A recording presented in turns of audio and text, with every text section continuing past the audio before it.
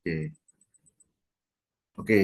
Jadi saya akan skimming karena sebenarnya sebagian yang sudah saya sebagian materi ini sudah sempat dijelaskan minggu lalu ya. Bahwa di sini ada berbagai macam desain penelitian, diantaranya tergantung dari pertanyaan penelitiannya, apakah sudah crystallized, sudah formal gitu ya, sehingga langsung bisa kuantitatif atau masih belum cukup informasi, masih ngawang-ngawang ya, masih masih abstrak sehingga butuh eksplorasi eksplorasi dengan kualitatif. Jadi ini yang desain pertama ini, elemen pertama ini menentukan apakah bisa kuanti atau harus kuali terlebih dahulu. Kemudian kalau misalnya kita sudah fokus ke kuantitatif, maka kita perlu lihat apakah datanya menggunakan monitoring di mana kita tidak berkomunikasi, kita hanya pasif, kita lihat, kita record, kemudian hasil recordingnya itu yang kita olah, atau kita melakukan komunikasi, kita apa namanya wawancara atau kita survei, eksperimen, itu semua metode komunikasi. Kemudian apakah eksperimen ataukah tidak eksperimen, kemudian apakah dia deskriptif atau kausal. Kalau deskriptif dia hanya menggambarkan apa adanya, kalau kausal ada tujuan untuk melihat hubungan sebab akibat.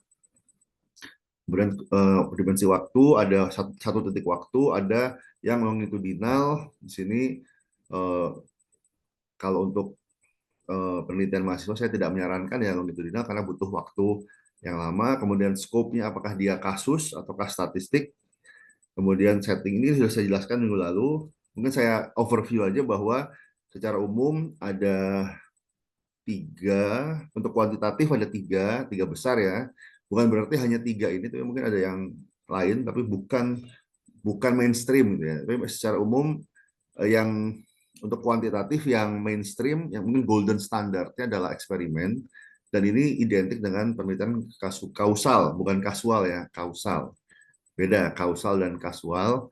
Ini causal research, ini ingin menguji hubungan sebab akibat secara konklusif, itu golden standardnya dengan eksperimen. Meskipun eksperimen ini bisa dibagi-bagi lagi, ada lab eksperimen, ada field eksperimen, ada juga kemarin itu ada kuasi ya, ada yang simulasi ya, sehingga dengan mungkin dengan vignette atau dengan skenario-skenario kita bisa apa namanya menarik kesimpulan terhadap sebuah fenomena. Tapi ini tadi golden standard, saya katakan high risk high return. Karena kalau misalnya berhasil maka bisa lebih besar chance-nya untuk publikasi. Tapi tadi ketika eksperimennya tidak berhasil, mungkin hasilnya atau mungkin prosesnya ada yang kurang ketat sehingga hasilnya bermasalah. Nah itu rentan ya mau nggak mau harus mungkin bukan mengulang tapi kadang-kadang butuh ya mungkin bisa mengulang ya atau ini second study jadi butuh studi kedua atau ketiga sampai dapat gambaran yang jelas bahwa studi pertama kita yang hasilnya tidak hasilnya tidak sesuai ekspektasi itu memang benar-benar apa hasil sesungguhnya bukan karena desainnya yang flawed gitu ya desainnya yang ada kekurangan. Tapi ini di manajemen ada di kita ya bukan mainstream tapi tadi tetap dipandang sebagai golden standard dari quantitative research.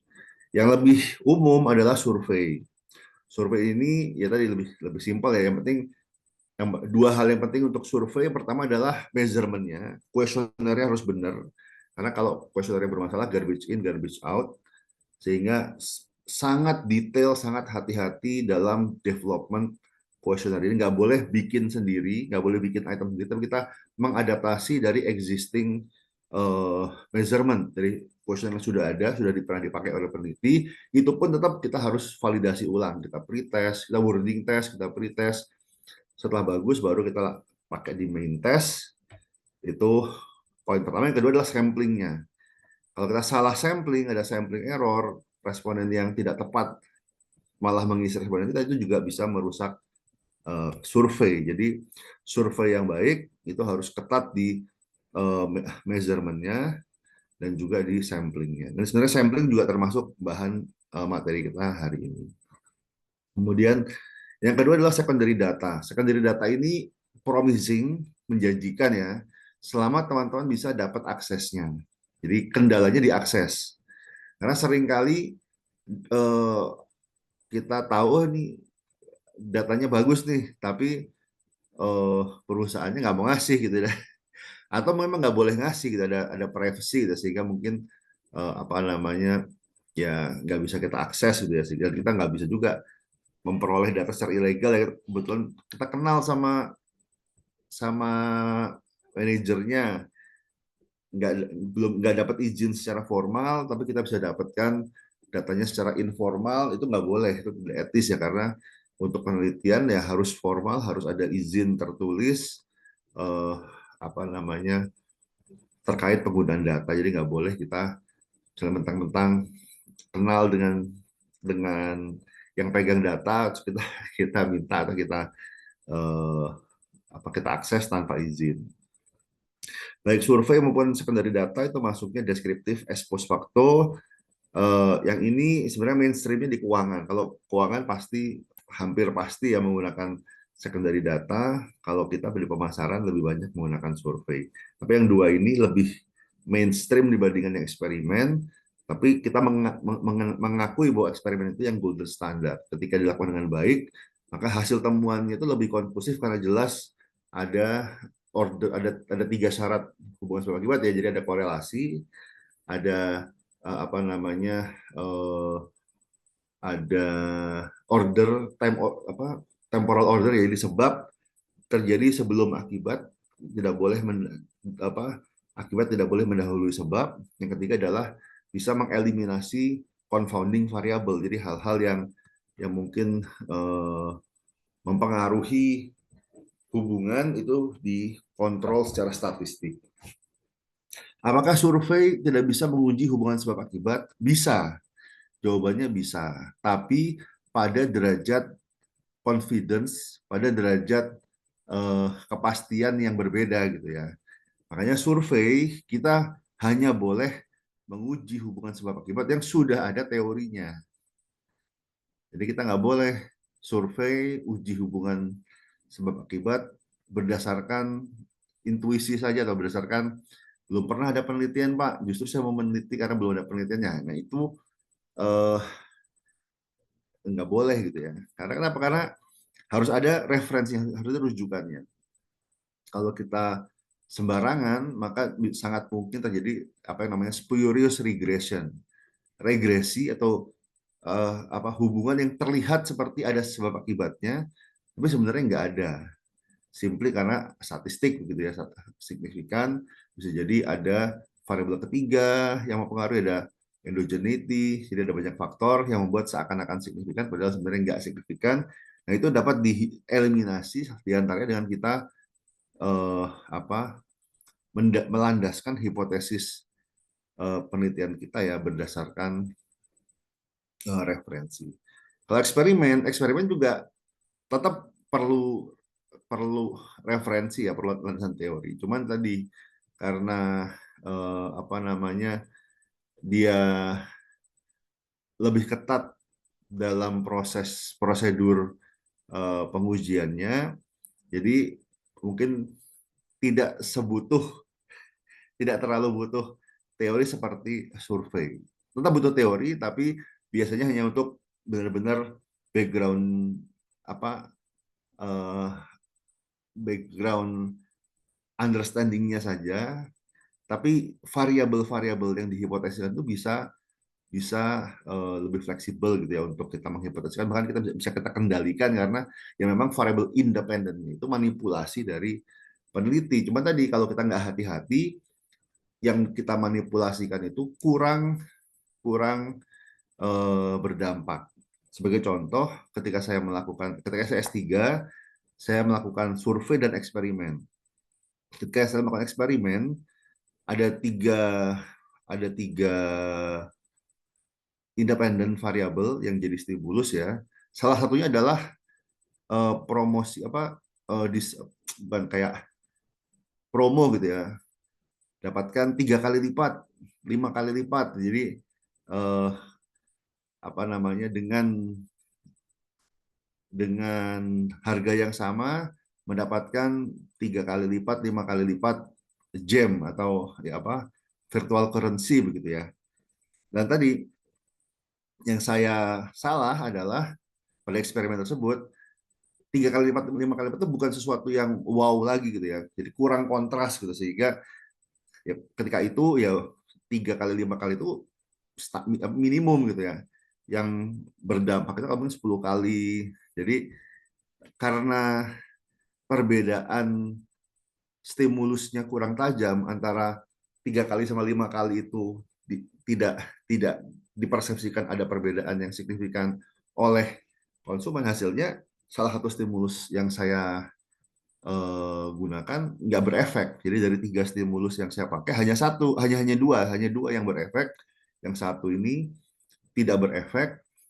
Di antaranya setelah saya evaluasi kembali gara-gara leveling yang saya pakai itu kurang kontras. Jadi saya pakainya tidak ada, jadi tidak ada apa tambahan. Jadi satu kali apa itu maksudnya ya. Jadi eh, mendapatkan 1 kali eh, jadi sesuai sesuai harga normal ya, harga normal. Yang satu 3 kali lipat, jadi dapat dapat tambahan 200% gitu ya, tiga kali lipat, kemudian 5 kali lipat. Jadi 100% dapat tambahan 3 kali, jadi 400% gitu ya.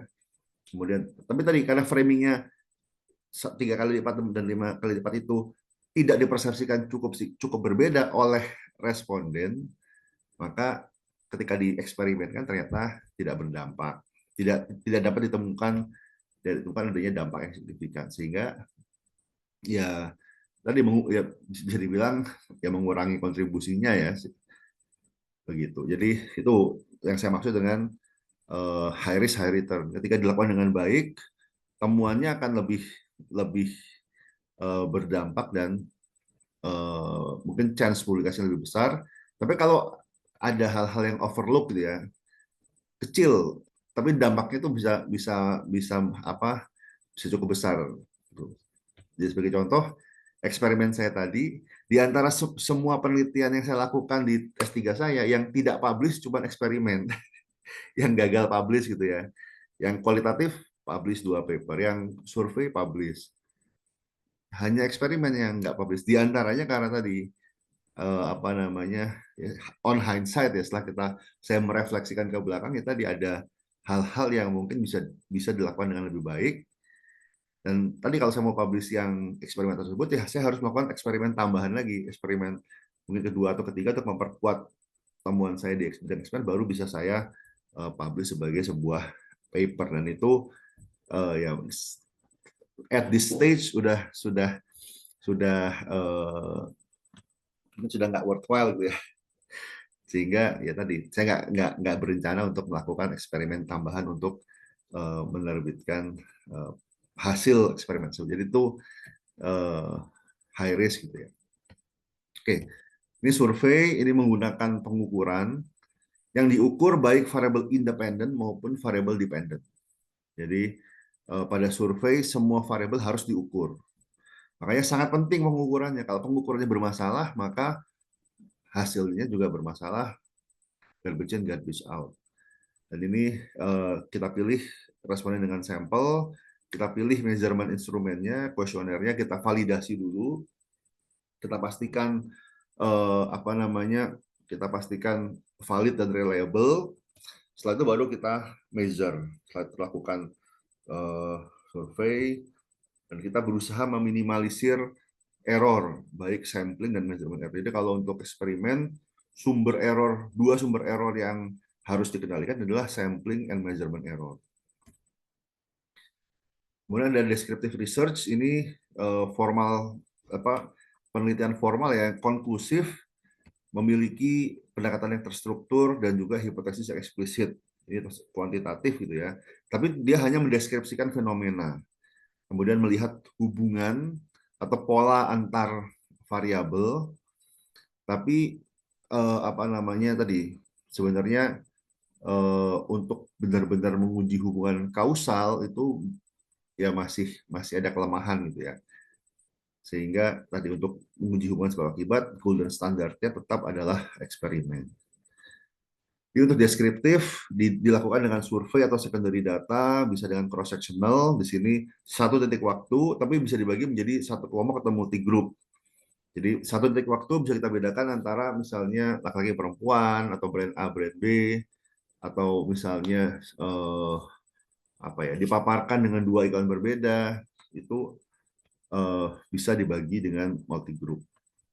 Yang kedua adalah longitudinal, ini dengan lebih dari satu titik waktu dan biasanya orangnya itu juga, tapi diobservasi, diukur secara berkala. Ini eh, hampir pasti tidak mungkin dilakukan pada taraf S2, bahkan S3 pun tidak saya sarankan karena bisa bertahun-tahun. Mungkin itu kalau misalnya sudah jadi dosen punya hibah hibah 3 tahun, maka bisa menggunakan longitudinal.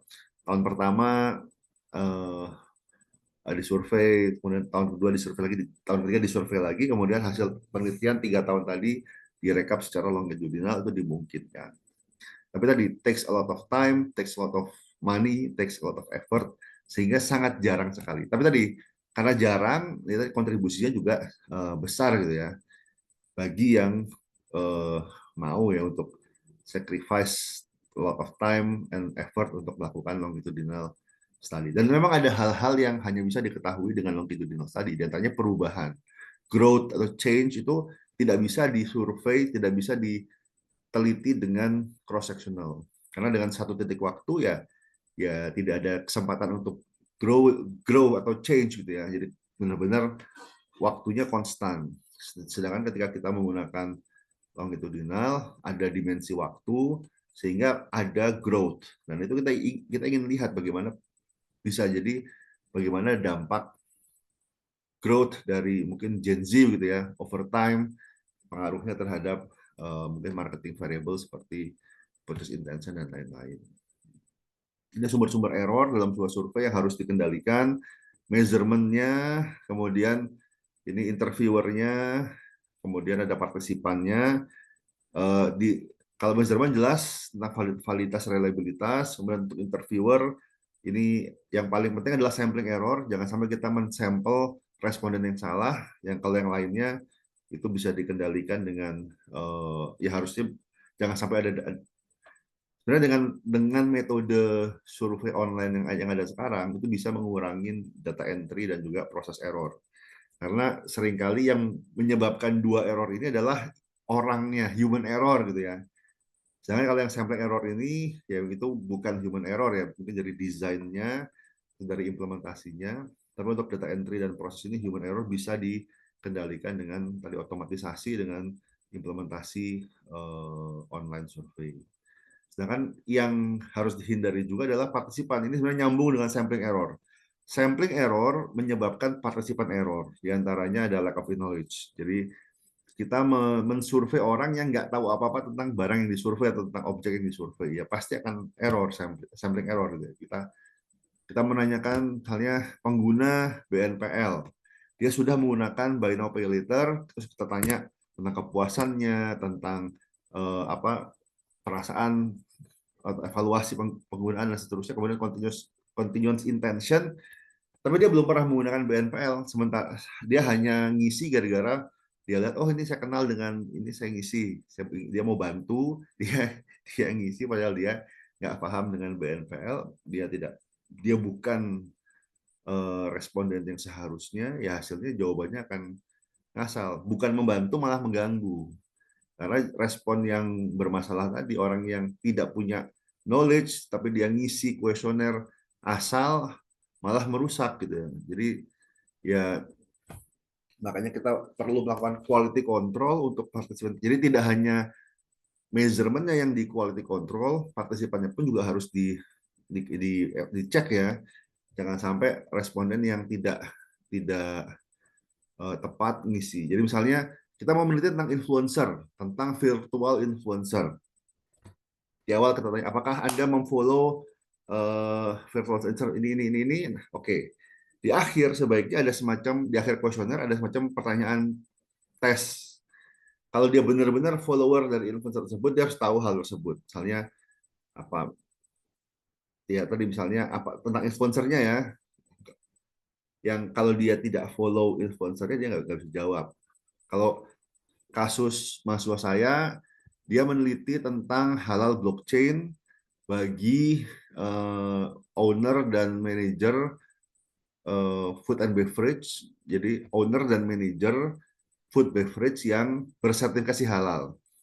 Dan dia di akhir dia tanyakan sebagai attention check, ya manipulasi attention check, dan bukan sebagai sebagai quality control, ditanyakan pertanyaan yang hanya bisa diketahui oleh orang yang memang berkecimpung di bidang procurement dan juga yang halal halal label gitu ya. Ada jadi misalnya uh, apa namanya kemarin itu apa ya? Jadi ada prosedur prosedur dalam dalam apa namanya pengurusan dan maintenance sertifikasi halal itu yang kalau orang awam nggak akan tahu gitu ya. Dan tadi ketika orang respon tadi nggak bisa jawab, maka di-exclude, dikeluarkan. Artinya dia tidak benar-benar responden yang kita harapkan. Ya mungkin dia benar-benar bekerja di sebuah perusahaan bakery gitu misalnya, tapi dia nggak ngurusin soal itu sehingga ya nggak bisa, tidak bisa, harusnya tidak nggak bisa ngisi kuesioner tersebut. Ini kemudian ini metode komunikasi, ini ada self-administered, ada long distance personal interview, ini yang tetap muka langsung, ini yang menggunakan bantuan apa namanya teknologi, apakah telepon ataukah online. Kemudian ada self-administered, ini yang diisi sendiri. Yang umum sekarang adalah self-administered.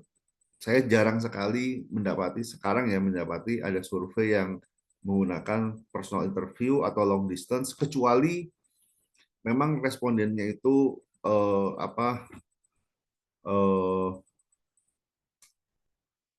ya nggak bisa misalnya dia tidak punya akses internet harus turun ke lapangan harus jadi masyarakat berpenghasilan rendah mungkin atau yang ya memang dia jarang jarang atau nggak punya akses misalnya orang di pelosok nah seperti itu mau nggak mau harus menggunakan bantuan surveyor enumerator turun ke lapangan eh, ya, pas dan harus bawa sembako segala macam ya sebagai sebagai insentif itu bisa jadi takes a lot of uh, resources gitu ya nggak karena tidak semudah kita nyebar kuesioner secara online kita iming-imingi saldo GoPay 50.000 bagi 10 orang yang beruntung nah, seperti itu kan sebenarnya sangat efisien gitu ya dengan self administer kita nggak perlu input data kalau yang dua ini kita harus input data ketika kita harus berdata ada kemungkinan data entry error dan seterusnya. Tapi kalau memang pertanyaan penelitian kita mengharuskan kita menggunakan personal interview baik langsung maupun long distance ya kita nggak bisa menghindar gitu. Misalnya kita meneliti uh, produk kita adalah sasarannya adalah lansia gitu ya, lansia mungkin uh, yang jarang mengakses internet kalau dan uh, mungkin kalau mengakses internet mungkin hanya untuk nonton atau tidak mudah gitu untuk meminta mereka untuk mengisi kuesioner maka ya mau nggak mau kita harus mungkin apa mall intercept ya kita datang ke di mana sih banyak banyak lansia misalnya oh di rumah sakit atau misalnya di acara-acara uh, acara yang memang uh, apa mengundang uh, lansia gitu ya maka di situ kita lakukan mall intercept kita yang datang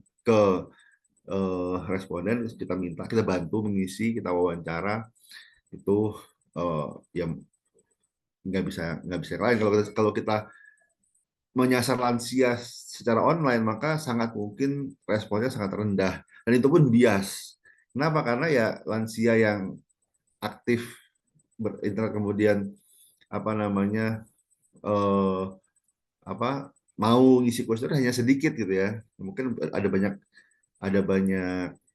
kondisi ada kondisi khusus sekali sehingga mereka bersedia. Tapi most of the time untuk lansia atau mungkin yang cukup senior ya, nggak harus lansia ya, ini cukup senior kita harus datang uh, kita bantu untuk apa mengadministrasi kuesionernya dengan sebagai enumerator.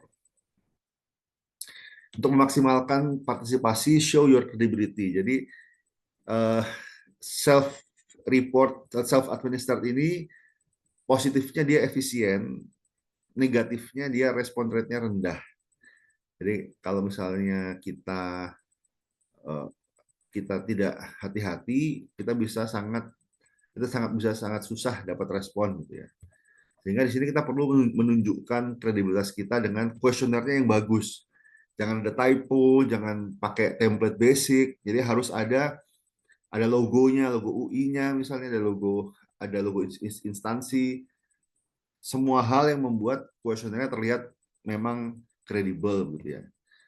Dan tadi ada kredensial atau endorsement dari institusi, misalnya teman-teman tadi masih apa penelitian kampus tadi atau untuk karya akhir, maka boleh ada logo FEB UI atau logo PPIM untuk menjelaskan bahwa ini adalah penelitian resmi sebagai bagian dari tugas akhir teman-teman di PPIM misalnya.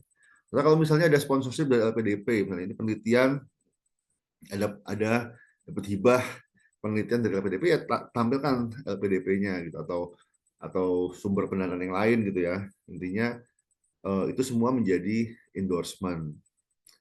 Kalau zaman dulu, zaman saya turun ke lapangan, saya selalu bilang ke surveyor bawa jaket kuning. Kalau teman-teman surveinya waktu itu ya, sekarang mungkin udah berbeda dunianya, tapi ketika mungkin tahun 2000-an gitu ya, 2005 mungkin ya, saya sama Pak AWL, sama ya, intinya turun ke lapangan di belakang lapas Cipinang. Di situ ada pemukiman terpilih di random gitu, terpilih di situ di belakang lapas Cipinang. Kita nyebar kuesioner pakai jaket kuning. Kemudian sebenarnya yang turun itu mahasiswa. Saya sebagai supervisor, mahasiswanya yang turun, mahasiswa yang turun ke lapangan. Saya masih asdos ketika itu. Dan tadi pakai jaket kuning, lebih diterima gitu ya. Orang ketika ada, jadi kita datang ke rumah-rumah ya, datang ke rumah-rumah, kita ketok, kita izin apakah bersedia untuk disurvei.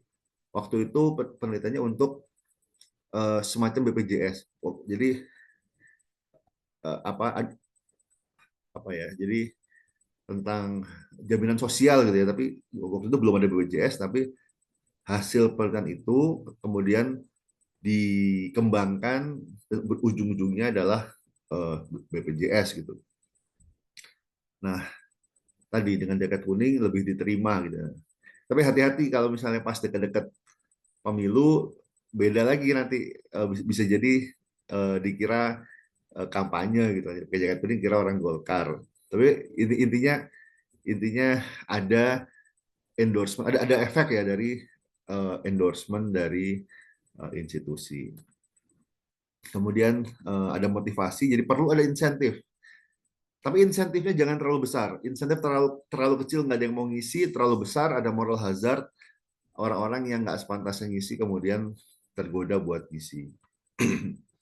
Jadi tadi biasanya random, misalnya 10 yang beruntung atau 20 yang beruntung. Tapi bagi yang beruntung dapatnya cukup sekitar 50.000 atau 100.000.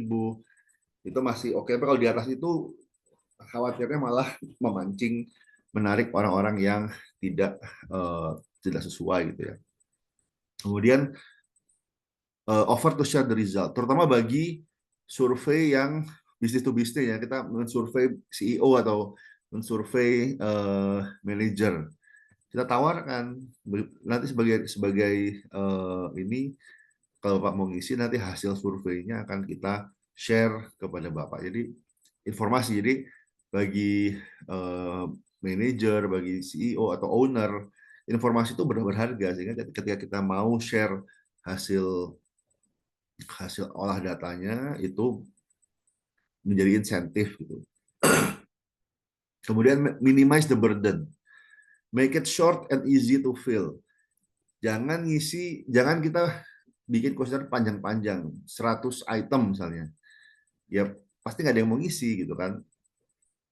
Jadi kita buat sesimpel mungkin, semudah mungkin, sependek mungkin. Rule of thumb-nya itu biasanya dulu ya dapat diisi dalam 15 menit. Kalau lebih dari 15 menit itu sudah orang udah malas ngisi. Itu dulu. Sekarang dugaan saya semakin ketat. Kenapa attention span orang semakin pendek? 15 menit itu sekarang lama. Mungkin dulu 15 menit itu nggak terlalu lama ya. Orang bisa konsentrasi ngisi kuesioner 15 menit. Kalau sekarang 5 menit aja udah sudah terdistract gitu ya. Sehingga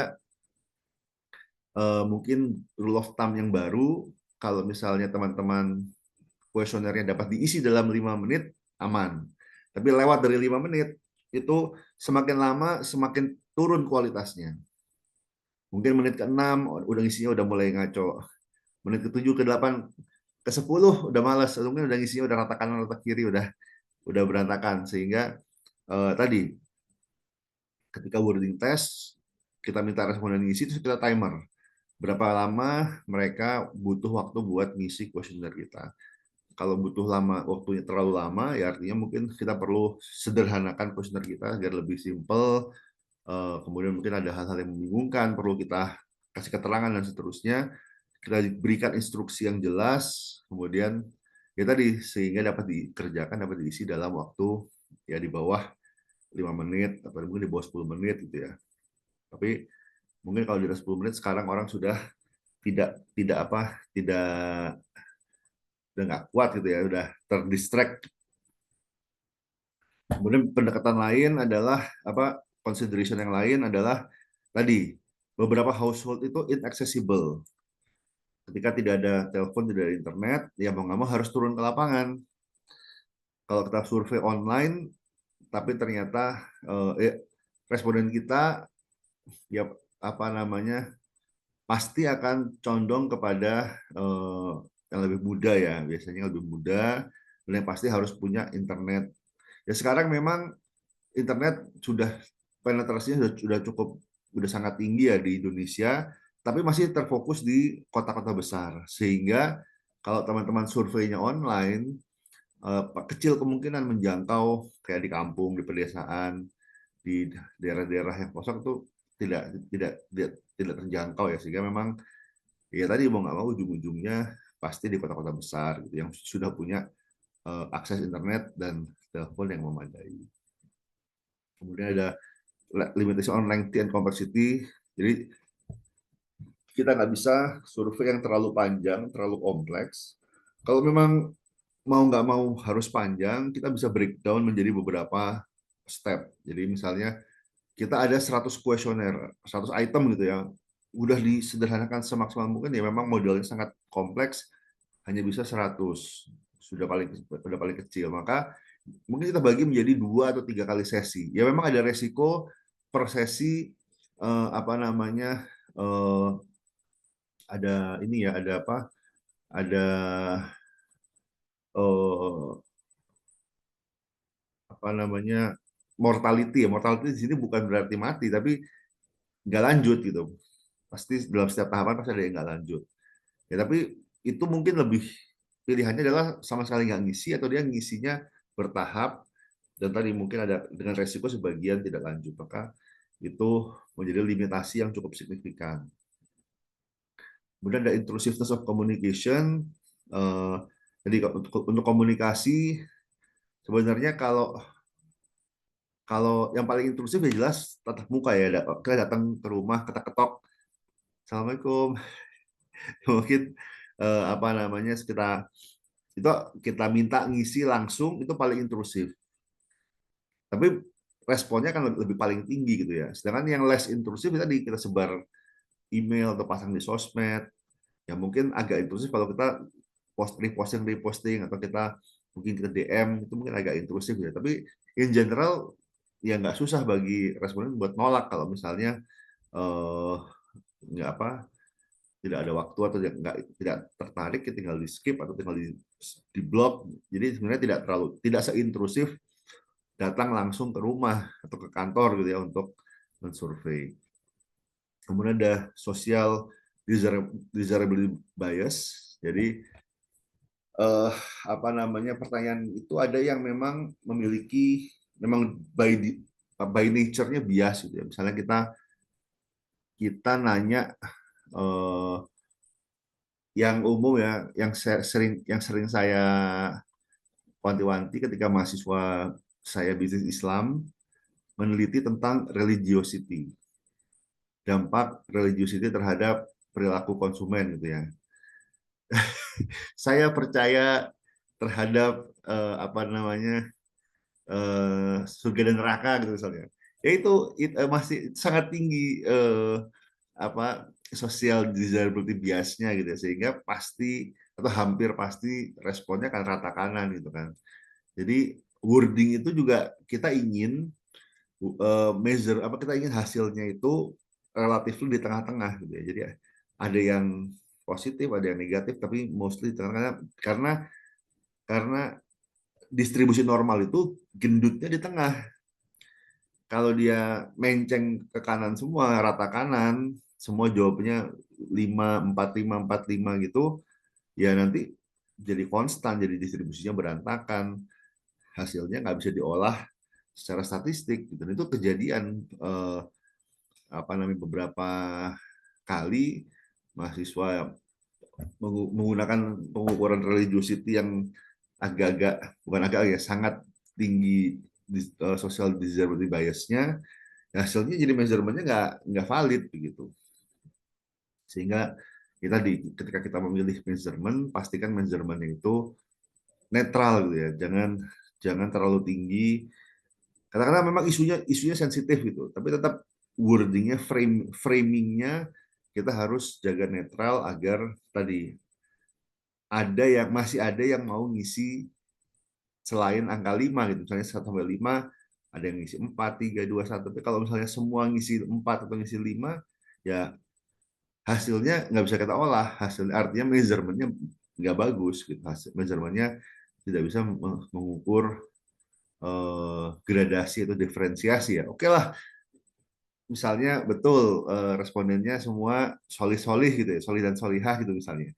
Tapi kan pasti ada perbedaan gitu kan. Jadi kita ingin lihat perbedaannya tadi. Kalau misalnya alat ukur kita tidak bisa mengcapture perbedaan dari responden, maka ya itu bukan alat ukur yang baik gitu. Jadi sensitivitasnya. Kemudian ada distraction to the data collection. Jadi tadi ketika kita nyebarnya secara online ya, kita nggak bisa mengendalikan lingkungan. Ketika mereka ngisi, mungkin kadang-kadang ada yang ngisinya lagi santai sambil sambil mungkin sambil tidur di rumah, ada yang ngisinya lagi buru-buru sambil apa namanya, mungkin sambil naik kereta dan seterusnya. Itu semua distraction dan itu memang di luar kendali peneliti gitu ya. Yang jadi itu apa ya, itu benar-benar random. Kita nggak bisa mengendalikan responden kita pas ngisi sebaiknya harus tenang, harus adem situasi, kita nggak bisa kita kontrol, sehingga itu mau nggak mau pasti ada error. Dan itu kita apa ya, kita terima karena nggak bisa diapa-apain. Yang bisa kita kendalikan hanya measurement errornya.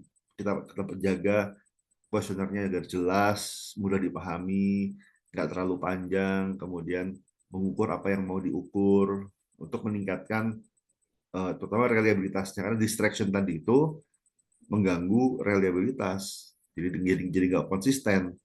Nah, yang bisa kita lakukan adalah kita menyederhanakan kuesioner, jangan terlalu panjang agar mengurangi dampak dari distraction ini.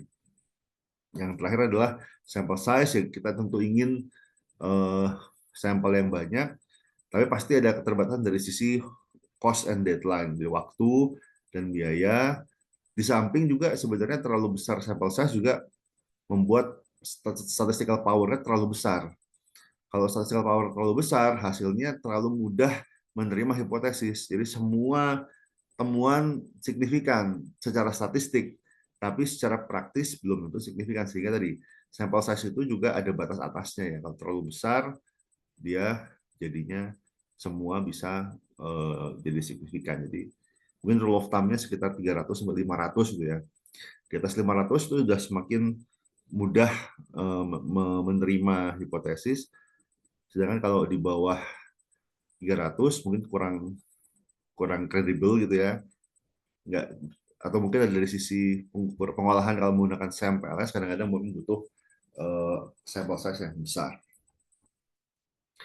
Kemudian yang berikutnya ini respons mungkin saya skip aja.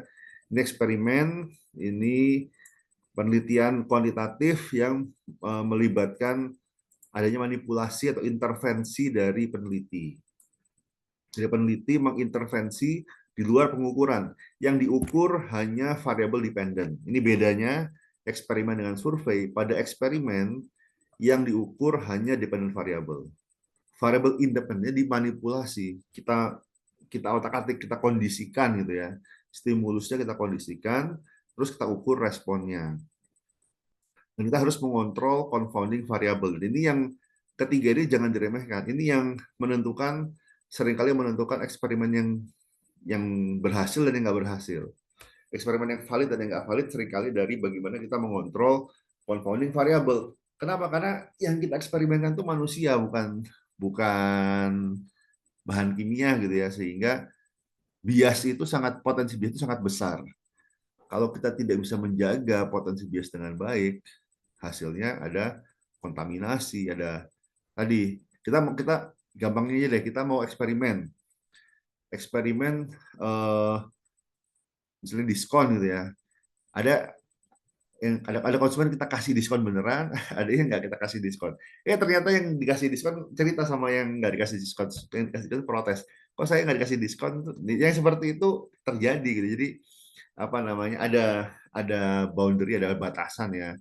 Ketika kita mau melakukan eksperimen, ya kita menjaga apa hal-hal eksternal itu dapat dikontrol secara statistik, tapi lebih baik secara prosedural, sehingga kalau ada perubahan, kalau ada perbedaan, kalau ada pengaruh, itu benar-benar terjadi karena manipulasi variabel independennya dan bukan karena hal-hal di luar di luar prosedur eksperimen.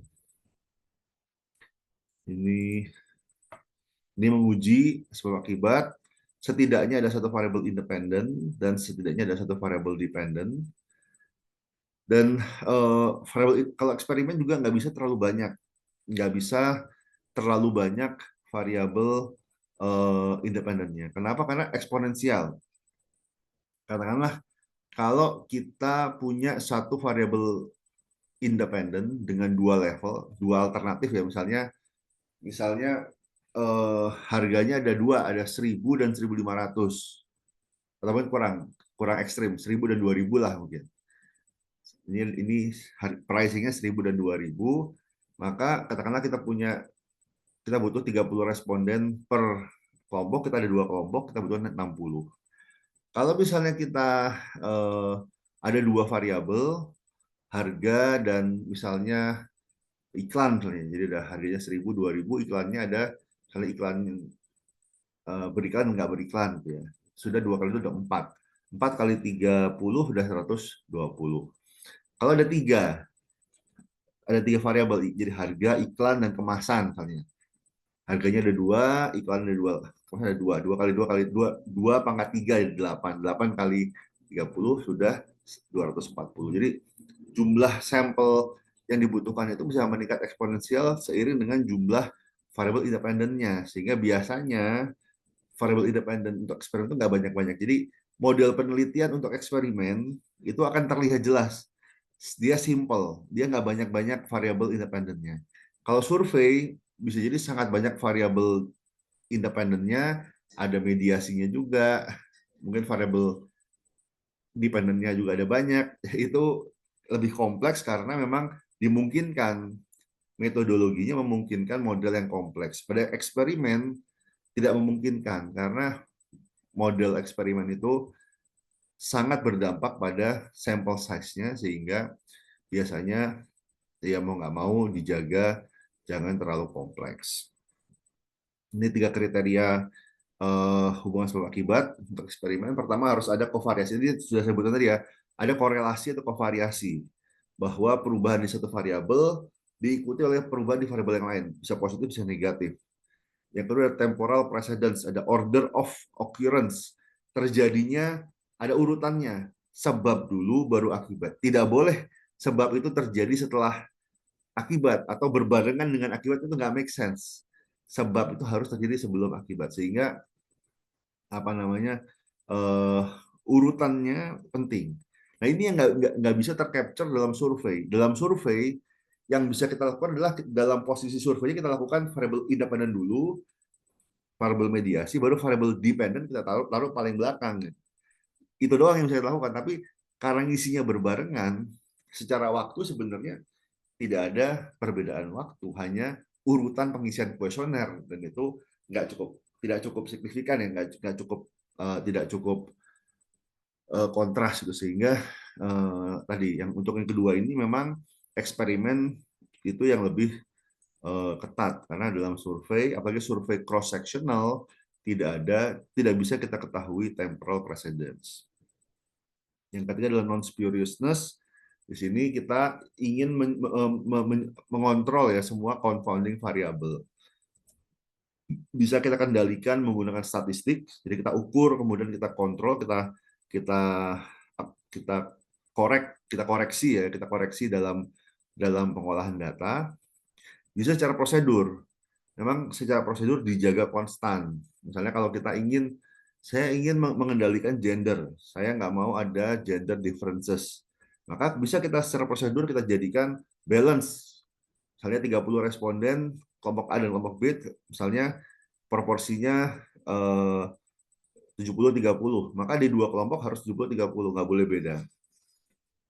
Atau mau lebih ekstrem lagi, oke, saya mau fokus ke responden laki-laki saja, saya tidak melihat yang perempuan, atau sebaliknya. Itu juga bisa bagian dari mengontrol variabel confounding. Jadi gender kita kontrol dengan secara prosedur, memang kita pilih salah satu saja. Itu untuk menjaga non spuriousness. Ini advantage-nya, intinya lebih convincing. Kalau kita bilang uji kausal, uji hubungan sebab akibat, eksperimen itu in general lebih convincing dibandingkan survei, selama dilakukan dengan benar. Kemudian paling efisien untuk mengendalikan kontaminasi dari extraneous variable. Kemudian dia convenience, ini debatable. Ini di sumbernya ditambahkan bahwa eksperimen itu convenience, ini nggak betul. Menurut saya convenience mungkin dari sampel size lebih sedikit dibandingkan survei. Tapi tidak convenient, kenapa? Karena apa namanya, prosedurnya harus lebih ketat. Kita jaga, kita randomization, kita lakukan matching, kemudian kita ada prosedur, kita terapkan before and after, semua agar kita bisa menegaskan bahwa tidak ada bias, dan itu tidak convenient dan tidak cost efektif, karena responden eksperimen nggak bisa ditawarin 5 yang beruntung dapat GoPay, itu biasanya nggak ada yang mau. Biasanya memang memang harus harus jelas. Jadi ya mungkin jangan terlalu besar juga, tapi apa namanya, eksperimen, untuk responden eksperimen itu biasanya karena effort juga lebih besar, insentifnya juga lebih besar. Jadi apa namanya, tidak cost efektif menurut saya begitu ya. Kemudian mempermudah replikasi. Mempermudah replikasi itu tadi, kenapa prosedurnya udah jelas ya, kita theoretically kita bisa lakukan replikasi. Theoretically, in practice, karena yang direplikasi eksperimen manusia, yang kita eksperimen manusia, susah untuk mereplikasikan semua kondisi-kondisi yang ada, sehingga pada prakteknya eh, tidak semudah itu gitu ya. Dan tapi kelebihannya, ada field eksperimen. Jadi ketika lab eksperimen tidak memungkinkan, maka kita bisa menggunakan field eksperimen yang saya ceritakan ya, bahwa kita turun ke lapangan, kita lihat dari pengelompokan yang sudah ada, mungkin tidak exactly randomization, tapi kita sudah berusaha merandom kelompoknya, kemudian kita terapkan sealamiah mungkin. Itu bisa menjadi alternatif. Disadvantage-nya low external validitas. Maksudnya low external validitas adalah kita tahu bahwa X mempengaruhi A.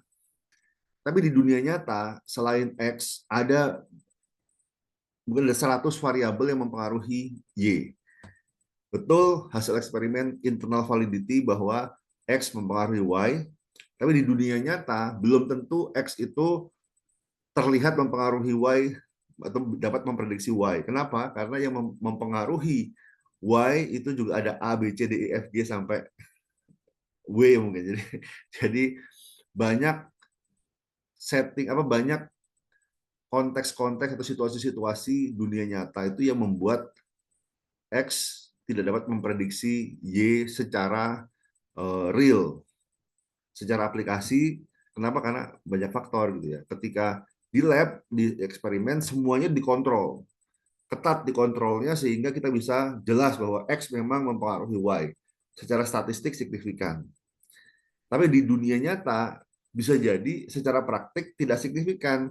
Kenapa? Ada banyak sekali variabel lain selain X yang mempengaruhi Y sehingga Y ternyata tidak terlalu penting begitu sehingga ya eh, tidak bisa memprediksi. Kemudian ada potential bias from non probabilistic. Jadi kita menggunakan non probabilistic sampling dan kalau mau lebih ekstrim lagi, saya pernah mendengar ilmu psikologi itu ilmu mahasiswa. Ini dari orang psikologi sendiri ya, dosen saya S2 saya di psikologi, dibecandain psikologi ini ilmu mahasiswa. Kenapa? Karena hampir semua teorinya dikembangkan dari penelitian terhadap mahasiswa. Jadi common practice ketika itu adalah dosen psikologi eksperimen ke mahasiswa psikologi. Mahasiswa psikologi disuruh diwajibkan, bahkan diwajib, ayo kamu ikut eksperimen, atau ditawarkan atau diwajibkan atau diiming-iming kredit. Intinya ada eh, keumuman eksperimen psikologi ke mahasiswa psikologi sehingga ya pasti ada bias gitu ya, pasti ada bias. Mahasiswa psikologi mungkin dia sudah dapat teori psikologi, sudah dapat knowledge, sudah tahu apa yang diinginkan oleh dosen yang mengeksperimenkan misalnya, sehingga sangat mungkin ada bias. Yang ketiga budget overrun. Ini kontradiktif dengan yang tadi. Katanya cost efektif, tapi ada potensi budget overrun. Jadi pengeluaran lebih besar dari ekspektasi. Karena memang eksperimen itu tidak cost efisien. Kemudian fokus kepada present and immediate sehingga tidak bisa untuk past behavior. Jadi eksperimen itu fokus kepada current behavior. Jadi tidak bisa menggali, tidak bisa meneliti perilaku yang sudah lewat ataupun yang in the long future ya, misalnya setahun ke depan pun juga udah nggak bisa. Mungkin dalam hari ini dan minggu ini atau bulan ini masih mungkin. Tapi kalau di luar mungkin 3 bulan itu sudah di luar lingkup dari eksperimen. Dan yang terakhir adalah adanya ethical consideration. Dan ini yang membuat kalau teman-teman menggunakan eksperimen itu langsung otomatis eh, biasanya lewat dari yang low to negligible risk. Jadi ethical clearance itu ada yang low to negligible risk, itu biasanya lebih cepat, tidak butuh tidak butuh full tim untuk mereview. Ada juga yang memang moderate risk, low to moderate risk gitu ya. Jadi ada resikonya tapi mestinya tengah-tengah. Ada juga yang high risk gitu ya. Kalau high risk tuh benar-benar butuh full tim, kemudian prosedur lebih ketat. Kalau yang ini yang penting quorum. Jadi ada perbedaan tingkat keketatan gitu ya. Nah, kalau eksperimen itu udah lewat dari yang low to negligible sudah masuk yang moderate sehingga biasanya lebih ketat gitu seleksinya, lebih ketat evaluasinya ketika kita menggunakan eksperimen manusia. Kita eksperimen ke manusia maka pasti lebih dipelajari lebih ketat ya, diperhatikan prosedurnya dibandingkan kalau kita hanya survei. Apalagi survei topiknya tidak sensitif, maka biasanya bahkan bisa expedited ya, dipercepat, dilihat tidak ada dampak signifikan terhadap well-being dari respondennya, maka nggak perlu bahkan nggak perlu nunggu rapat plenonya gitu untuk approval yang low to negligible risk. Kemudian ini conducting eksperimen, saya skip aja. Ini ada tahapannya. Intinya kita tentukan dulu variabelnya, kita kendalikan, kita pilih apa yang mau kita kendalikan, kita pilih berapa level. Jadi misalnya yang paling simpel 2 level, misalnya iya tidak, atau misalnya 10%, 20%. Kita pilih 2 level saja. Tapi bisa 3 level, 4 level. Tapi kalau semakin banyak level, maka semakin banyak sampel yang dibutuhkan, sehingga tadi tidak saya sarankan banyak-banyak level. Kemudian kita kontrol environment-nya, kita kendalikan potensi-potensi biasnya, kita pilih desainnya, terus kita pilih partisipan, kita assign secara random, terus kita lakukan pilot test, revise, kemudian lakukan main test, kita collect data dan analisis. Dan untuk eksperimen, analisis datanya jauh lebih sederhana, nggak perlu PLS, nggak perlu regresi pun nggak perlu. Untuk analisis data eksperimen cukup ANOVA dan turunnya, ANOVA, MANOVA, ANCOVA, MANCOVA, itu cukup dengan itu. Kalau regresi, kemudian SEM, PLS itu survei aja. Kalau eksperimen nggak perlu statistik yang canggih-canggih, cukup uji beda sudah mencukupi. Ini saya skip aja, bisa dibaca sendiri.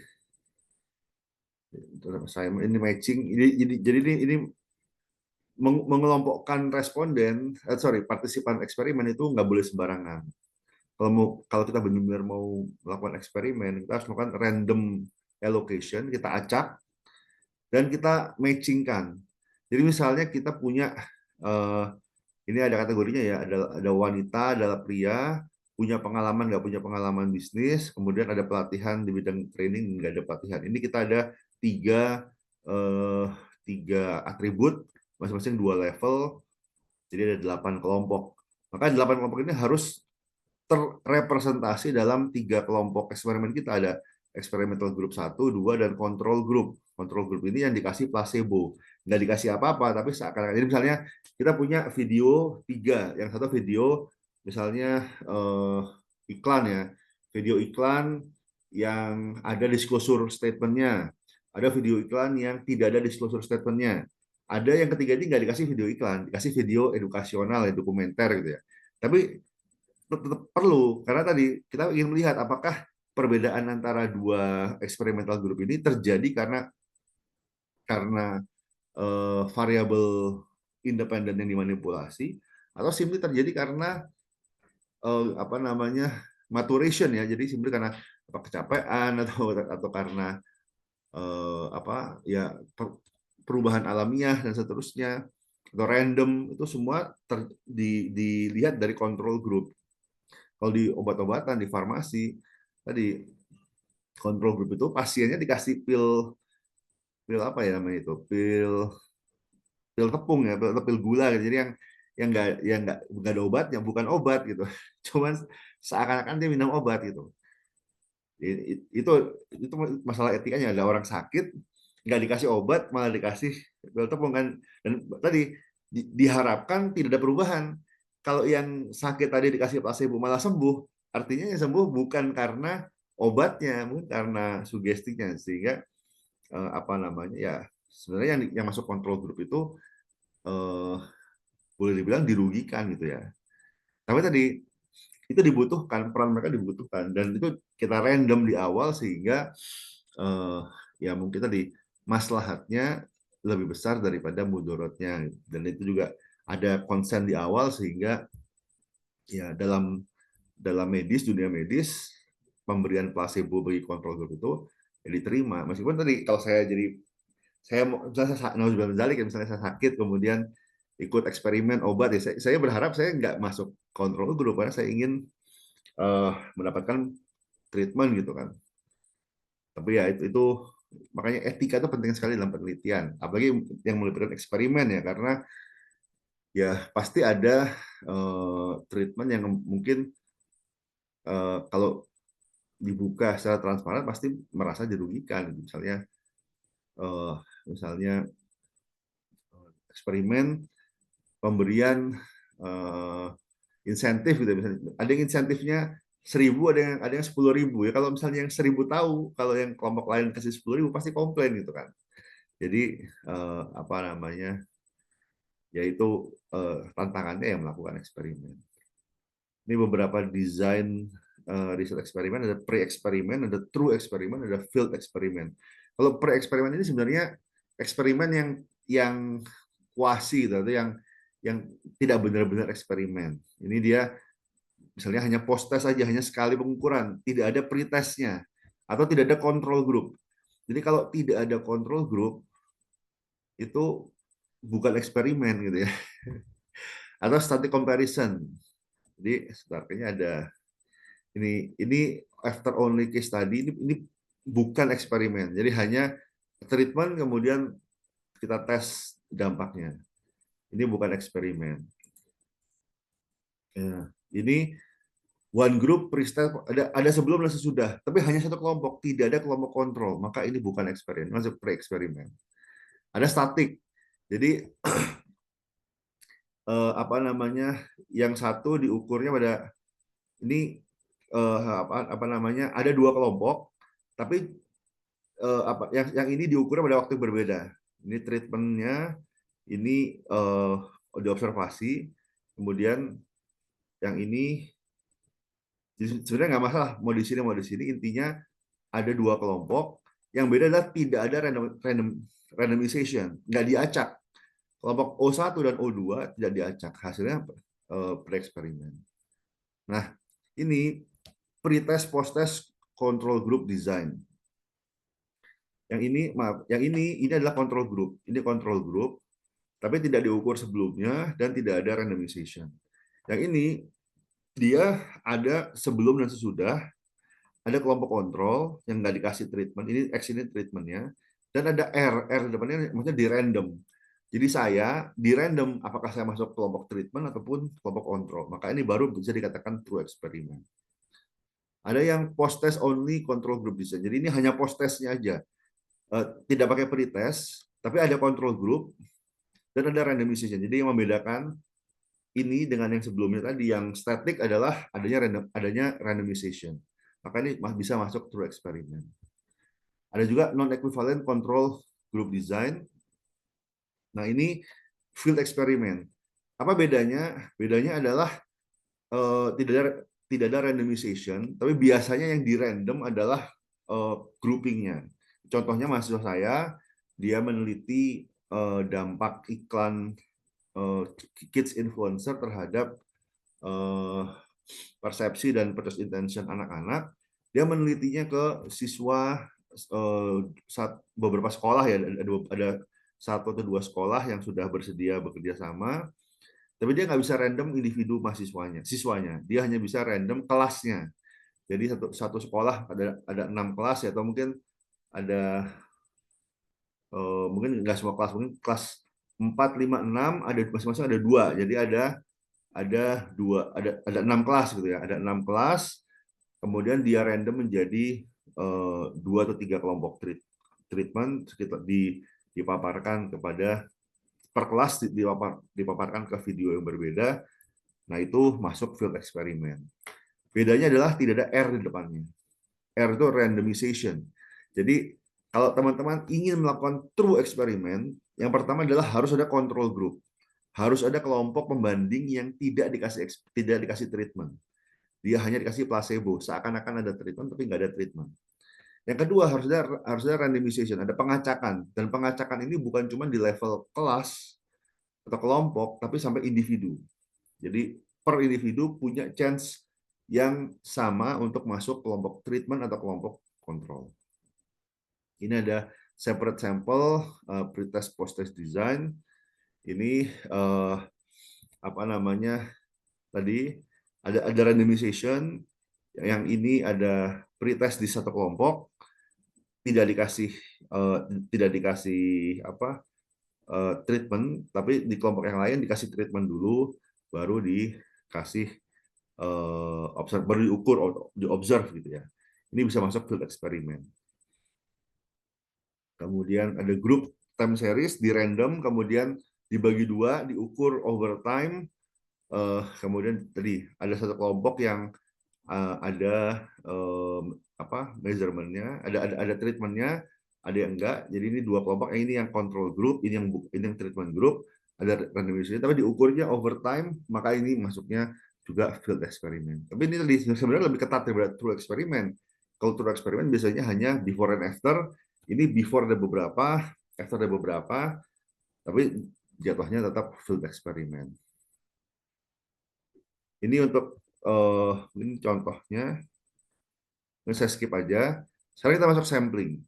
Ini juga moga-moga bisa sampai ada exercise ya. Jadi sampling itu ya kenapa kita perlu sampling? Karena tadi lebih efisien gitu ya. Dan kadang-kadang mungkin bukan greater accuracy, tapi akurasinya tidak terlalu berbeda signifikan. Jadi kadang-kadang dengan sampel 300 kita bisa mengcapture populasi atau nggak jauh berbeda dengan populasi yang mungkin ribuan. Daripada kita mensurvei 1.000 2.000 orang, kenapa nggak kita sampel 300 orang saja tapi dengan hasil yang nggak jauh berbeda dengan kalau seandainya kita mensurvei 2.000 3.000 orang, pasti lebih efisien gitu ya. Kemudian greater speed, lebih cepat daripada sensus. Kemudian ada availability of element ya. Seringkali kita nggak bisa mensurvei semuanya karena memang simply sampelnya elemennya nggak mencukupi. Kebetulan yang kita mau survei ternyata nggak ada di tempat atau nggak bisa dihubungi sehingga nggak bisa kita survei. Nah, sensus kalau sensus semua anggota populasi itu disurvei. Dan ini seringkali jarang sekali dilakukan ya. Bahkan di Indonesia pun sensus itu eh, apa namanya? Kalau salah tiap 10 tahun, itu pun juga tidak 100% semua warga negara Indonesia. Ya pasti ada aja yang ketika sensus mungkin dia nggak ngisi atau dia nggak bisa dihubungi sehingga apa namanya ya, yang dikatakan sensus mungkin mendekati sensus gitu ya. Tapi kata kuncinya adalah apakah dia memungkinkan atau enggak. Kalau nggak memungkinkan, dan ini seringkali eh, tidak memungkinkan karena butuh resources dan waktu yang besar, maka ya jangan menggunakan sensus gitu. Dan yang kedua adalah apakah ada kepentingannya. Kalau tidak ada kepentingan untuk sensus ya kenapa harus pakai sensus? Nah, mungkin lebih efisien dan tidak jauh berbeda kita menggunakan apa namanya survei atau sorry sampling. Sehingga di sini dalam kebanyakan penelitian itu justru lebih banyak menggunakan sampling. Sedangkan sensus itu mungkin hanya dilakukan pasti oleh pemerintah, dan itu juga nggak dilakukan tiap tahun, mungkin setiap 5 tahun atau setiap 10 tahun untuk mendapatkan gambaran besarnya. Tapi ketika untuk kebijakan-kebijakan yang butuh cepat, maka penelitiannya biasanya menggunakan survei atau sampel begitu. Sampel yang baik itu harus akurat dan precise. Jadi akurat di sini dia memang sesuai dengan tujuan penelitian. Jangan sampai apa namanya yang kita survei itu bukan responden yang kita butuhkan. Misalnya pengguna produk X, dia ternyata belum pernah menggunakan. Jadi harus jelas, harus ada batasan yang jelas sehingga yang mengisi kuesioner kita itu, yang sampel yang kita pilih itu memang betul-betul orang yang anggota populasi. Jangan sampai yang kita sampel adalah di luar anggota populasi yang kita inginkan. Yang kedua adalah harus precise. Jadi ukurannya itu harus jelas.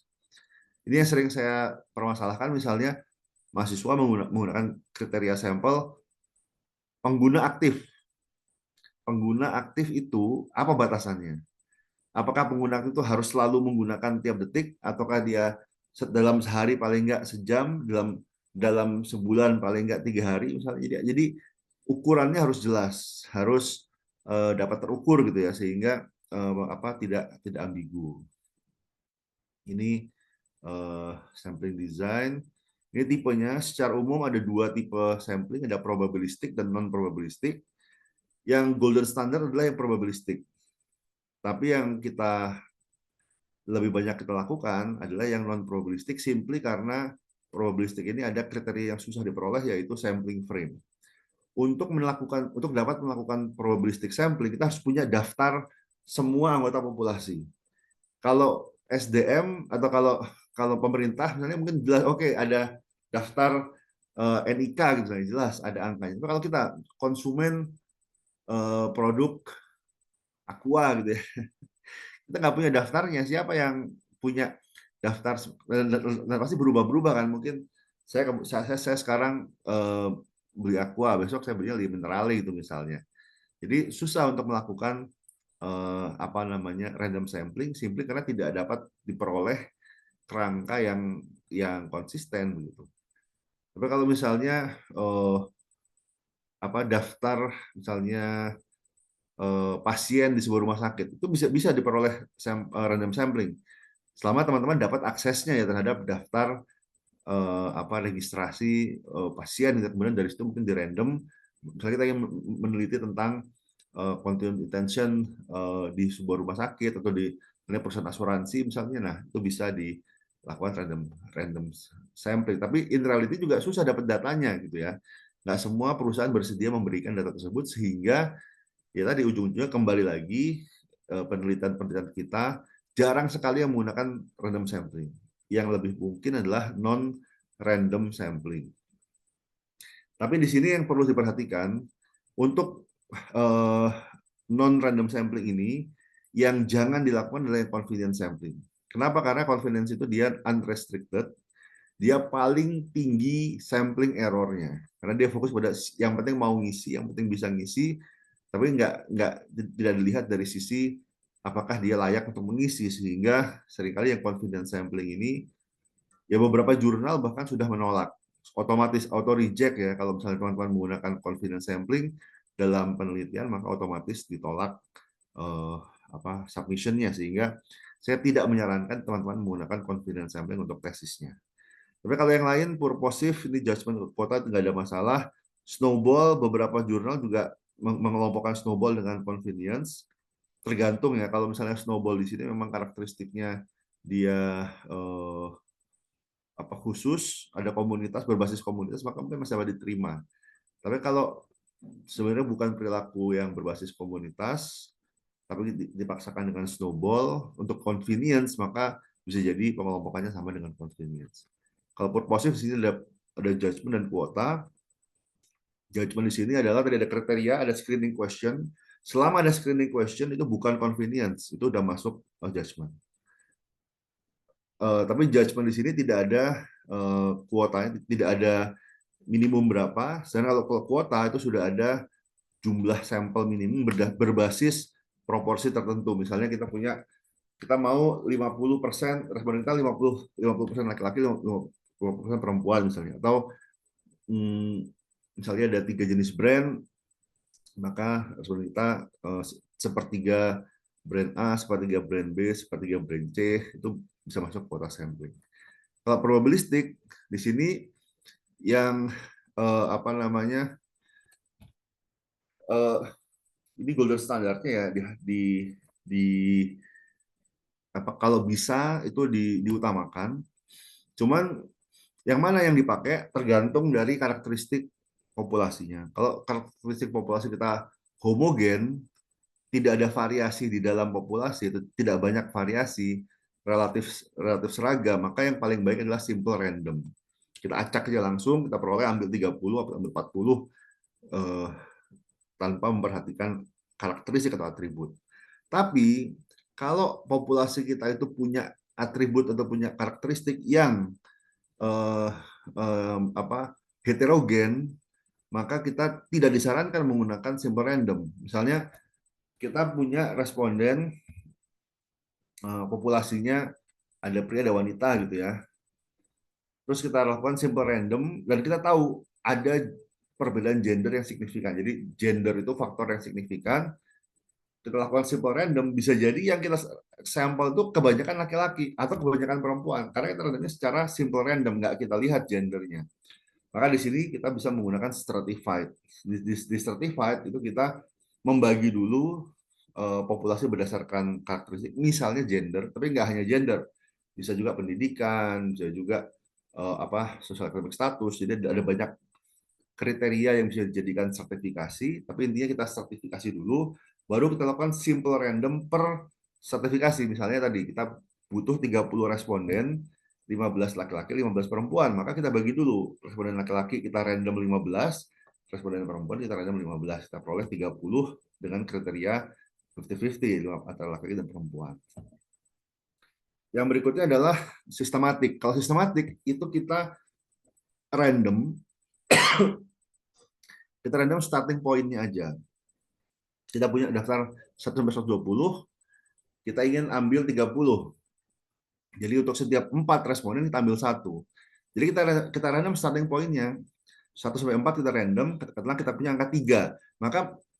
Maka setiap orang ketiga dari 4 orang itu kita ambil secara sistematik dari urutan ya. Jadi nomor 3, nomor 6, nomor 9, nomor 12 seterusnya sampai di bawah. Nah, ini juga dapat diterapkan di dunia nyata ya. Biasanya kita, dari nomor rumah, misalnya kita nggak punya sampling frame, tapi kita tahu dengan apa kita dapat random dengan misalnya RW 12. Oke, kita ke RW 12, kita random misalnya untuk rumah kelipatan apa 3 rumah, setiap 3 rumah misalnya kita random nomor nomor nomor 2, maka nomor 2, 3, 4 kita skip, kemudian 5 kita survei, 6, 7 kita skip, yang ke-8 kita survei. Jadi ada sistematika. Itu sistematik random sampling. Itu memudahkan juga untuk menerapkan random sampling ya. Tapi juga asumsinya adalah variasinya itu juga sistematis. Jadi urutan itu mewakili sesuatu gitu ya. Kalau urutannya acak, ya maka sebenarnya sistematik yaitu convenience aja gitu ya, memudahkan, tapi sebetulnya nggak jauh berbeda dengan simple random sampling. Yang berikutnya adalah cluster sampling. Ini di mana populasi kita udah punya kelompok-kelompok. Jadi kita ada kelompok-kelompok dalam populasi. Ini biasanya misalnya secara geografis gitu ya. Indonesia terbagi menjadi berapa provinsi. Setiap provinsi mungkin ada kota, ada kabupaten. Setiap kota kabupaten ada kelurahan, kecamatan. Di situ ada RT RW. Jadi kalau kita random misalnya kita random provinsinya, kita ambil satu provinsi. Dari situ kita random lagi dapat kota madya misalnya. Terus kita random lagi dapat kelurahan dan kecamatan. Kita pilih 3 kecamatan. Dari situ kita random lagi sampai dapat RT RW-nya. Baru setelah itu kita survei ke RT dan RW tersebut. Itu masuk cluster sampling. Jadi yang di random bukan sampelnya, tapi bukan individunya, tapi kelompoknya. Baru setelah itu kita ambil klasternya. Ini dengan asumsi bahwa di antar klaster itu dia ada kesamaan gitu, sehingga dengan kita mengcapture satu klaster, kita bisa mendapatkan gambaran ke klaster-klaster yang serupa begitu. Terus juga ada double sampling. Ini maksudnya penggabungan dari beberapa metode, misalnya klaster dan sistematik, atau klaster dengan dan simple dan seterusnya. Ini mungkin saya skip aja. Ini untuk sample size. Jadi sampling bukan hanya pemilihannya, tapi juga berapa besar ukurannya. Ini banyak faktor yang mempengaruhi. Pertama adalah variasi populasi. Semakin besar variasi populasi, maka kita sebetulnya butuh sampel yang juga semakin besar. Kalau sampel kita homogen, maka mungkin 5 orang sudah bisa mewakili. Karena homogen, relatively straightforward gitu ya. Kurang lebih sama gitu.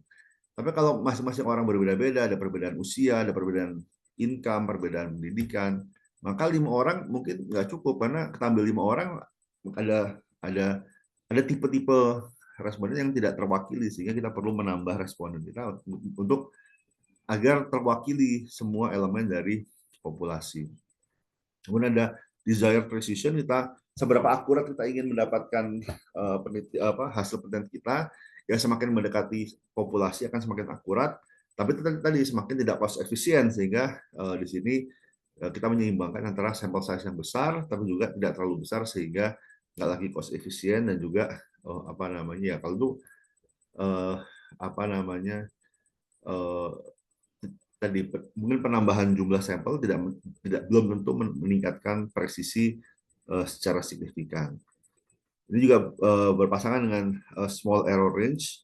Semakin tinggi desired precision, maka semakin kecil error range-nya, rentang error yang dapat toleransi gitu ya. Kalau misalnya kita apa error range kita 5% gitu ya, confidence level kita 90%, 100% dikurangi 5%. Jadi confidence level small error range itu juga mewakili presisi juga.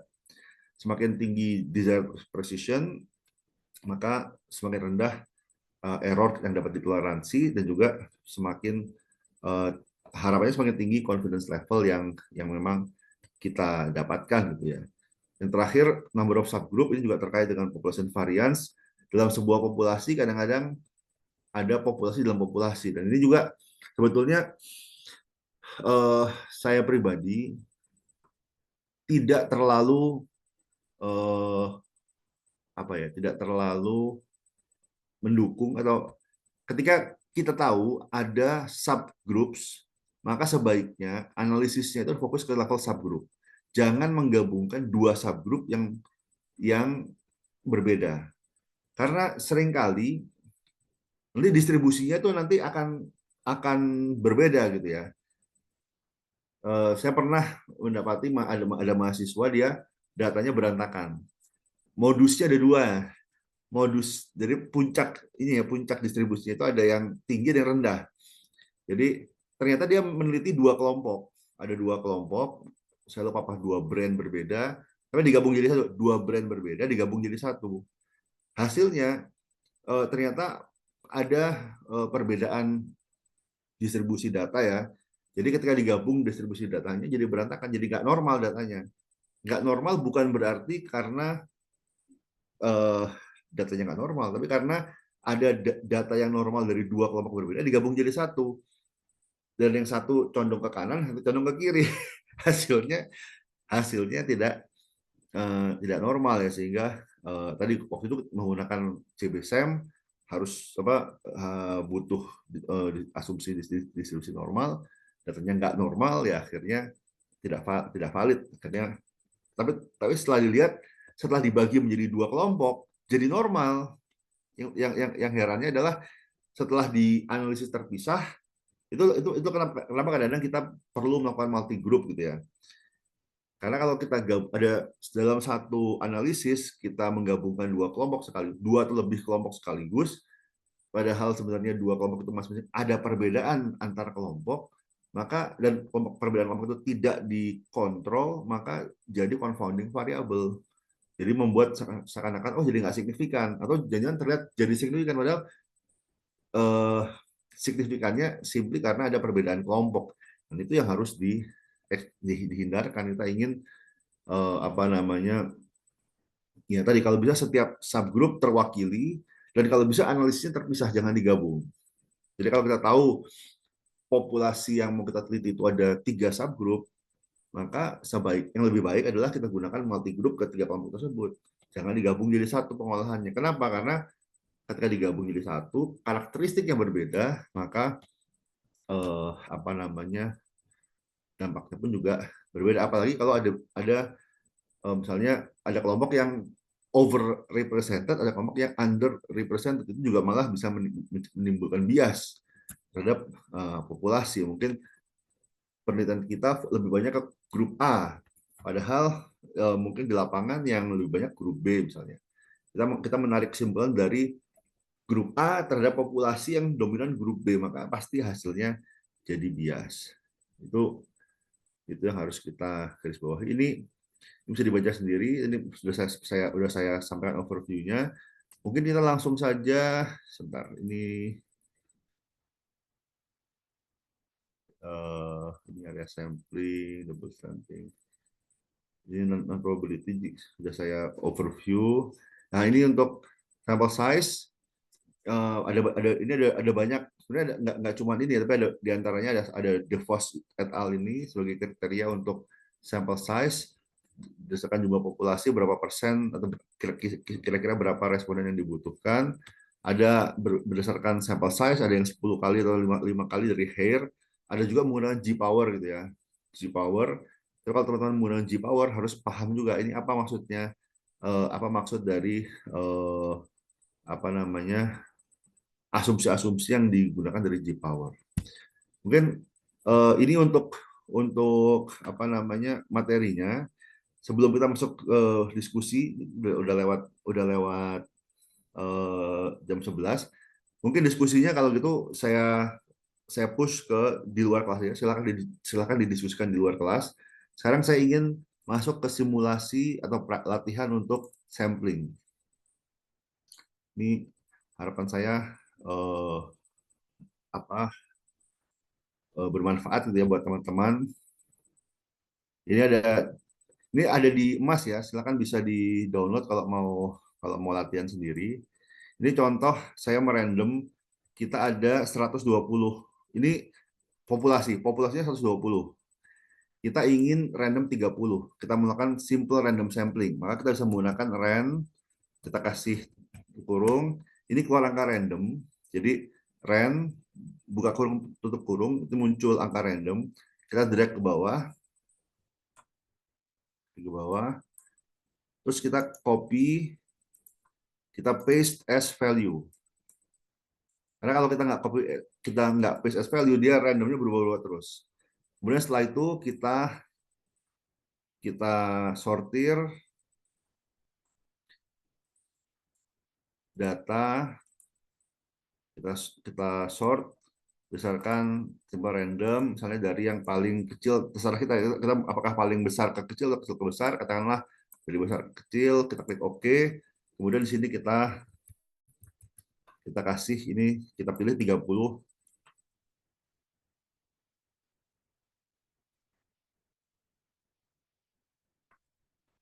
Oke, jadi ini kita sudah memilih 30 sampel dari elemen populasi 120.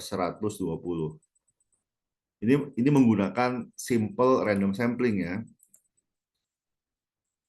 Jadi simple kita kasih random number, kemudian kita urutkan berdasarkan kecil atau besar, kita pilih. Ini simple random sampling.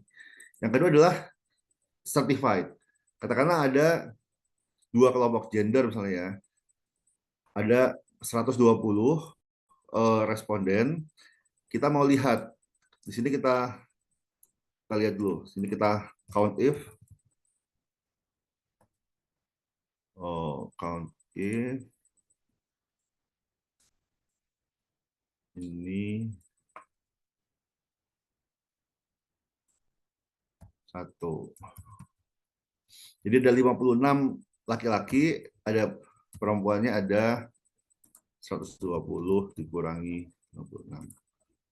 Oke. Kemudian kita ingin proporsinya sama gitu ya.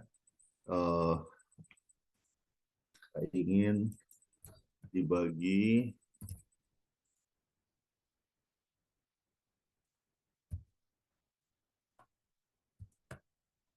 oke.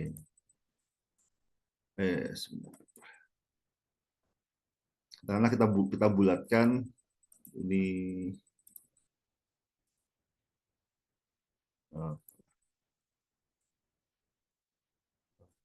sebentar. Di 4 ini 3. Oke. Katakanlah di sini 4. Kita kalikan dulu.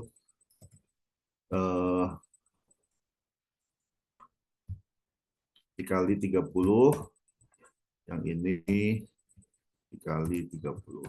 Oke, kita peroleh 14 dan 16. Jadi kita ingin merandom 14 laki-laki dan 16 perempuan. Jadi di sini kita sortir dulu.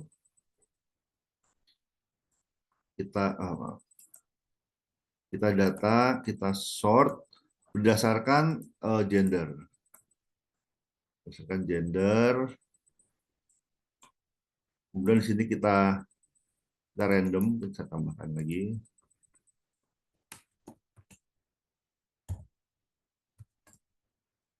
Random. Nah, ini Ctrl C, kita copy special, ini sudah ini. Kemudian sekarang kita sortir lagi, berdasarkan gender dulu, baru berdasarkan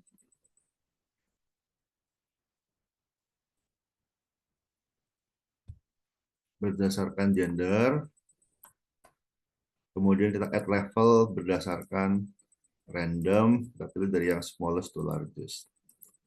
Oke, kita untuk laki-laki kita pilih dari 14 ya, ini 14, 4 sampai 14. Sekarang yang perempuan kita pilih 16. Yang perempuan kita pilih 16, 23. Oke, jadi di sini dari 140 kita random 30, kita bagi berdasarkan jenis kelamin laki dan perempuan. Di sini saya bulatkan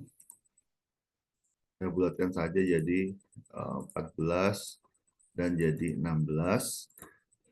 Kemudian jadi proporsi sampelnya kurang lebih sama dengan proporsi populasi, dan kita memastikan bahwa sampelnya itu proporsional dengan populasi di gendernya ya. Kalau kita pakai simple random sampling, sangat mungkin kita bisa apa namanya, misalnya nggak kita ini ya, misalnya kita kita tadi kita jadikan nggak kita bagi dulu berdasarkan jenis kelamin, maka bisa jadi lebih banyak laki-laki dan lebih banyak perempuan. Tidak, proporsinya nggak sama dengan proporsi populasi, dan itu bisa menjadi bias. Kalau memang gender ada differences yang signifikan, maka ketika samplingnya simple random, maka menciptakan bias. Dan ini kita bisa menggunakan beberapa stratifikasi, gender, pendidikan dan seterusnya bisa kita urutkan. Ya akan lebih kompleks ya, tapi itu akan lebih apa namanya, akurat, akan meminimalisir sampling error. Yang berikutnya adalah systematic random sampling. Ini yang tadi di sini kita ada 12, ada 120 ya, 120. Kita ingin acak 30. Jadi kita ada 4. Di sini apa namanya, setiap 4 kita ambil satu. Jadi di sini kita pilih range between 1 dan 4. Kita pilih, kita peroleh 1. Di sini kita X, jadi apa namanya, ini kita, atau ini deh, 1, 2, 3, 4, kemudian atau enggak, kita yang tadi aja. Jadi setiap ini kan X, setiap 4.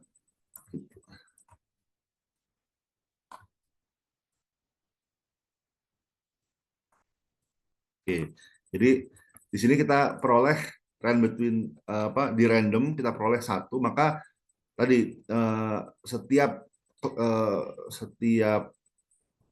kelipatan 4 dari 1, maka kita pilih. Di nomor 1 kita pilih nomor 5, nomor 9, nomor 13. Jadi sistematik random sampling. Katakanlah ini yang keluar angka 3 misalnya. Katakanlah, maka di sini yang kita kasih random adalah 3. Kemudian di sini kita Ctrl C, kemudian maka di sini sudah setiap angka 3. Jadi 3, 7, 11 setelah itu tinggal kita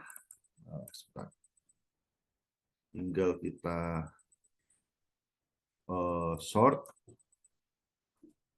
data, sort berdasarkan sistematik. Di sini kita peroleh, ini adalah yang terpilih 3, 7, 11, 15, ini yang kita sampel secara sistematik. Ini untuk yang sistematik, yang untuk yang cluster di sini ada 6 cluster. Jadi dalam satu populasi ada 6 cluster. Di sini kita tidak yang kita sampling hanya klasternya saja. Jadi di sini kita pilih ini ada atau misalnya kita butuh 40 sekarang. Kita pilih 2 klaster. Jadi kita pilih 2 klaster dari 6, maka kita bisa pilih, katakanlah ini yang pertama adalah 4, yang kedua adalah 3. Jadi klaster 3 dan klaster 4 kita pilih, tinggal kita sortir di sini, sort berdasarkan klasternya. Jadi yang kita pilih adalah klaster 3 dan 4.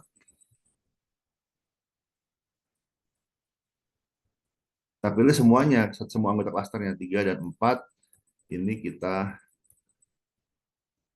pilih. Jadi 3 dan 4, jadi totalnya ada 38 yang kita survei. Tapi 38 tadi mewakili populasi. Jadi itu cluster sampling yang di random adalah klasternya. Tapi ini asumsi cluster sampling adalah setiap cluster ini homogen, tapi di dalamnya heterogen. Jadi dalam satu cluster itu ada heterogenitas, jadi ada perbedaan di dalam cluster. Tapi antar cluster itu sebenarnya kurang lebih sama. Itu asumsi dari cluster sampling. Jadi ketika itu terjadi, maka kita nggak usah pusing-pusing kita sampling semua cluster. Cukup satu cluster yang mewakili klaster-klaster yang lain kita ambil. Nah itu yang kemudian kita pilih, kita survei. Oke, mungkin itu simulasi ya untuk random sampling. Ya sebenarnya kalau pengalaman pribadi saya jarang sekali teman-teman menggunakan random ya, karena simply nggak ada kerangka samplingnya. Biasanya yang lebih banyak digunakan adalah non random sampling.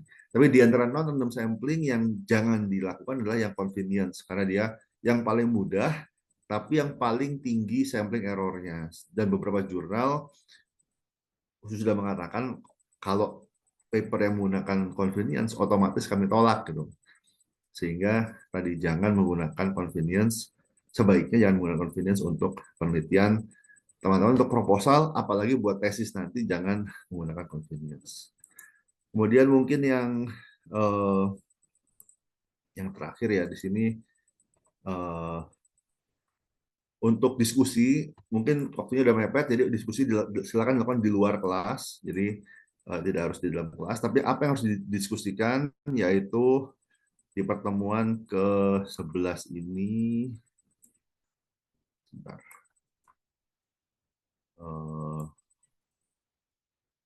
Jurnal sudah lewat, sudah oke. Nah, model penelitian. Jadi teman-teman sudah dapat jurnalnya. Nah, sekarang jurnalnya itu diambil model penelitian, digabungkan jadi satu, kemudian dipilih kriteria respondennya. Jadi di sini tentukan model penelitian dan hipotesis. Model penelitian itu adalah summary ya dari hipotesis. Misalnya ada model penelitian, pasti setiap panah satu hipotesis gitu ya. Nah, kemudian setelah itu kriteria respondennya siapa gitu ya. Asumsi saya menggunakan judgmental sampling atau purposive sampling, tapi di sini siapa yang bisa ngisi? Jadi misalnya BNPL ya, apakah dia pengguna, dia sudah existing user, ataukah dia belum pengguna? Kalau dia belum pengguna, maka tadi modelnya berbeda. Jangan disamakan model untuk initial use dan yang repeat use. Itu dua model berbeda. Jadi model penelitian menentukan kriteria respondennya. Intinya kriteria responden adalah siapa saja orang yang punya cukup informasi untuk menjawab atau mengisi kuesioner tentang variabel-variabel penelitian dalam model penelitian kita. Kalau model penelitian kita ada tentang influencer, maka dia harus follow influencer. Dia harus aktif menggunakan sosial media, mungkin berapa jam sehari gitu ya. Kalau dia pengguna sebuah produk, maka dia harus sudah pernah menggunakan. Kalau dia kita ingin tanyakan dia keinginan untuk mencoba pertama kali, maka dia harus bukan pengguna. Jadi model kita menentukan kriteria responden siapa yang bisa mengisi kuesioner kita. Nah, itu silahkan didiskusikan, nanti submit di sini, nanti minggu depan akan saya bahas seperti tadi ya, tentang model penelitian dan juga kriteria responden. Ada pertanyaan sebelum saya tutup? Jadi untuk yang Mas Arik ya sudah. Jadi setelah ini saya update di di Siak NG. Mungkin ada lagi yang mau ditanyakan? Pak Imam, Yuk, silakan Mas Auf. terkait city training, saya kan coba login via institusional ya. Hmm. Ya, tapi saya nggak menemukan Universitas Indonesia, Pak. Oh, bukan login atau Yang registrasi? Udah registrasi tapi. oh belum sih, Pak. Kan ada Nah, pilihannya ya, tuh, Pak. Ah, oke. Jadi memang harus registrasi dulu, Mas. login through my organization. Oh, Sebentar. harus register dulu berarti apa ya? Register. Jadi register dulu, nanti di situ Hmm. muncul. Sebentar, saya jadikan sebentar ya. Sebentar.